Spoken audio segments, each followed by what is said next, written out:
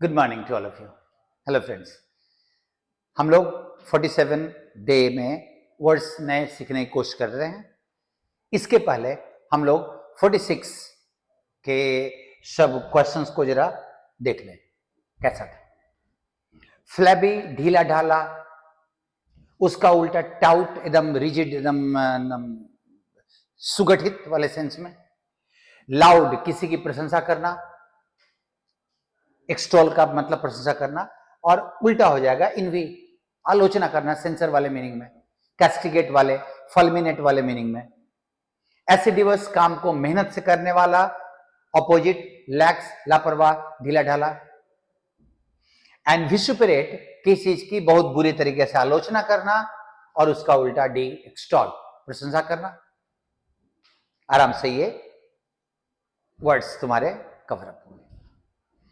If you are रेमिस, लापरवाह, careless, and pens taking, काम को ध्यान से करने वाला, दोनों एक दूसरे का एंटोनिम है।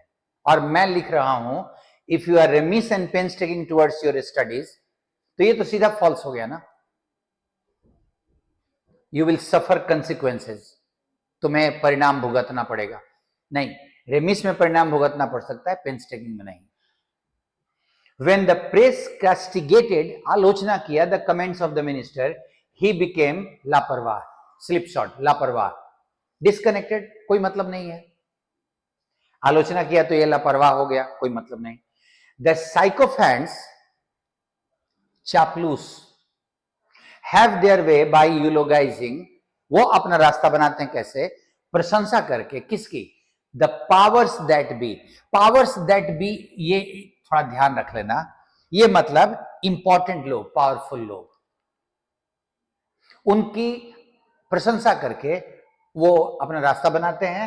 And railing eight there adversaries, और अपने विरोधियों की आलोचना करके। तो ये तो एकदम सही है ना, अपने बड़े लोगों के मतलब अपने सुपीरियर्स की प्रशंसा करते रहते हैं और विरोधियों की आलोचना करते हैं, एकदम सही।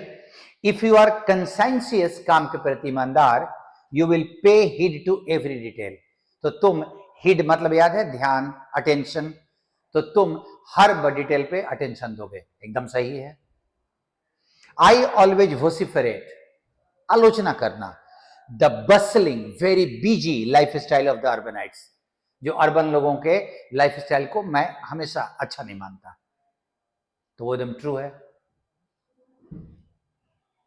पीछे वाले में बीजी का भी वर्ड था, बहुत सारे आलोचना करने का भी वर्ड था।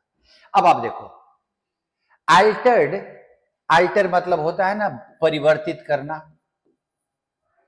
चेंज करना, तो अल्टर्ड मतलब चेंज्ड। डिफरेंस जिस वर्ड से बना है वो है डेफर, और डेफर का दो मीनिंग होता है।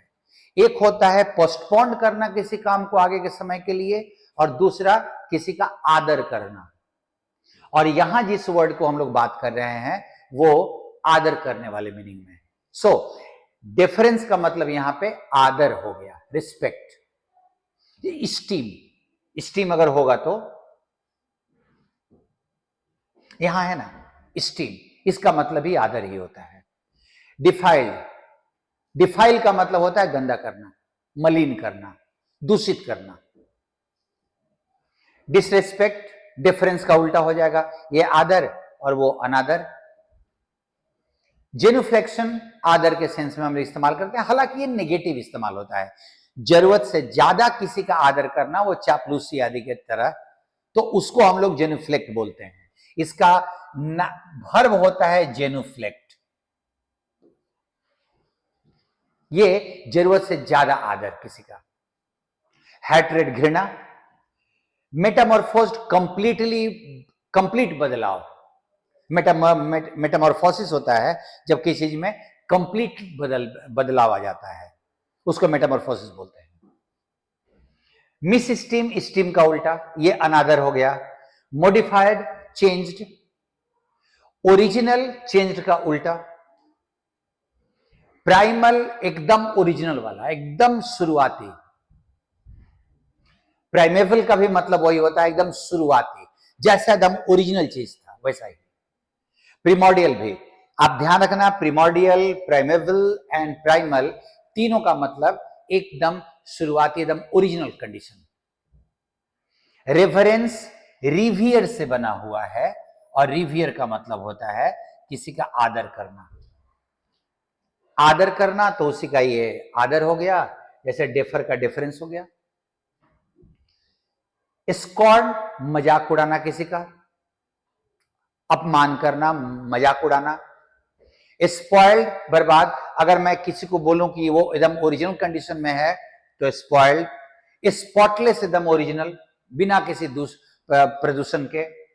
सलिड एक्चुअली ये सली से बना हुआ है, और सली मतलब होता है किसी चीज को गंदा कर देना। सेम मीनिंग में, टेंट वाला मीनिंग में, टेंट सेम मीनिंग। तो सली और टेंट वाला मीनिंग सेम हो गया, गंदा कर देना, पवित्र करना या साफ सुथरा रखने के सेंस में। और उसी का एडजेक्टिव ले लें, सलिड और टेंटेड, तो ये हो गया दूषित, और ये हो गया एकदम ओरिजिनल। प्राइमोर्डियल का ऑपोजिट हो जाएगा। टार्निश्ड भी वही टेंटेड का ही सिनोनिम हो जाएगा। ट्रांसफॉर्म्ड वही मॉडिफाइड का। अनकरप्टेड जो अभी तक दूषित नहीं हुआ है, तो वो ओरिजिनल वाले सेंस में आ जाएगा। अनडिफाइल्ड जो गंदा नहीं हुआ है। अनसलिड वाला मीनिंग ही, तो अनस्पॉइल्ड, अनसलिड वो सेम मीनिंग, जो अभी दूषित या गंदा नहीं हुआ है। अनटच्ड भी सेम मीनिंग में। एंड वेनरेशन का मतलब हो जाता है आदर, रिस्पेक्ट, वेनरेट, इसका वर्ब हो गया। वेनरेट का मतलब किसी का आदर करना, जैसे डेफर था, रिवियर था, जेनुफ्लेक्ट था। सो इस बार वाले में आदर करने का बड़ा अच्छा अच्छा वर्ड दिया हुआ है, और आप देख लो वर्ड कौन सा वर्ड था ये, प्रिस्टाइन। प्रिस्टाइनली उसका एडवर्ब हो गया। प्रिस्टाइन का पहला मीनिंग होता है इन इट्स ओरिजिनल कंडीशन, कोई चीज जो अपने ओरिजिनल कंडीशन में हो।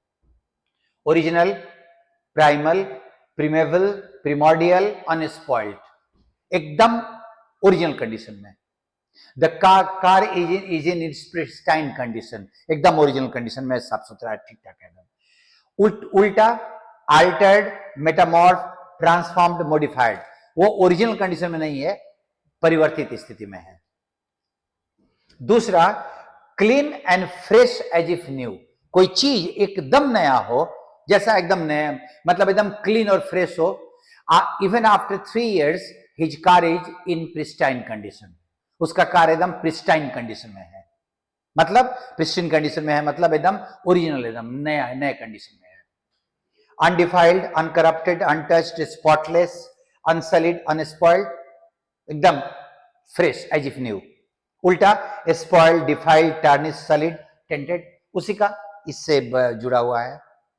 सो प्रिस्टाइन का, the pristine ecology of the island, मतलब वहां का जो इन्वायरमेंट है वो एकदम अनटच्ड है, अभी तक दूषित नहीं हुआ है।